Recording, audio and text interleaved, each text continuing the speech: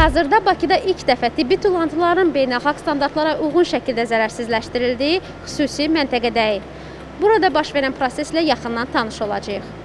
Dünyada tibbi tullantıların idarə olunmasını insan sağlamlığı və ətraf mühitin qorunması baxımından çox önəmlidir. BMT və onun müvafiq qurumları tibbi tullantıların yalnız beynəlxalq standartlara uyğun müəssisələrdə zərərsizləşdirilməsini tövsiyə edir. Ümumdünya Səhiyyə Təşkilatının məlumatına əsasən səhiyyə fəaliyyəti nəticəsində yaranan tullantıların təxminən 85%-i adi məişət tullantılarına bənzər və təhlükəsiz hesab edilir. Lakin səhiyyə müəssisələrində yaranan tullantıların təxminən 15%-i xüsusi təhlükəli hesab olunur. Yanlış idarə olunan tibbi tullantılar infeksion xəstəliklərin yaranmasına və ətraf mühitin çirklənməsinə səbəb ola bilər. Bu məntəqə ölkəmizdə tibbi tullantıların idarə olunması sahəsində mövcud boşluğu dolduran, ekoloji təhlükəsizliyi artıran və sağlamlığın qorunmasına mühüm töhfə verən yeni infrastruktur nümunəsidir.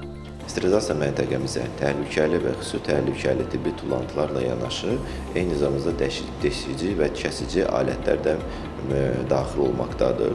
Və bundan bizə zərurət yarandı ki, bu sterilizasiya məntəqəmizdə nəinki sterilizasiya, eyni zamanda onların doğranılması həyata keçirilsin.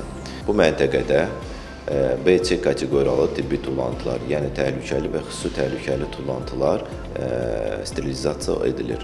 Sterilizasiya edildikdən sonra isə digər zərərsizləşdirmə məntəqələrimizə yönəldilir.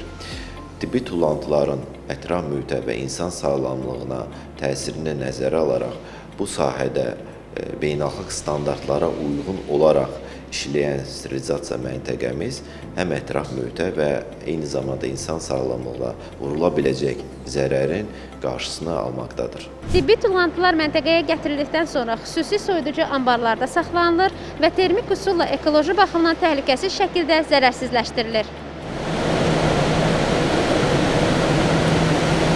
Son illərdə paytaxtda əhalinin sayının artması ilə yanaşı səhiyyə müəssisələrinin çoxalması müşahidə olunub. Bu isə tibbi tullantıların həcminin əhəmiyyətli dərəcədə artmasına səbəb olub. Ümumdünya Səhiyyə Təşkilatının məlumatına görə səhiyyə fəaliyyətinin nəticəsi olan tullantıların 15%-i kimyəvi, bioloji və radioaktiv komponentləri özündə birləşdirən təhlükəli tullantılardır. Onlara patoloji materiallar, laboratoriya tullantıları, cərrahi alətlər və yüksək çirklənmə riskli tibbi vasitələr daxildir. Mərkəzin fəaliyyətə başlaması ilə Bakıda tibbi tullantıların idarə olunması sistemində əhəmiyyətli boşluq aradan qaldırılıb. Mərkəz həm ekoloji təhlükəsizliyin artırılmasına, həm də beynəlxalq sanitariya, gigiyena standartlarının tətbiqinə mühüm töhfə verir.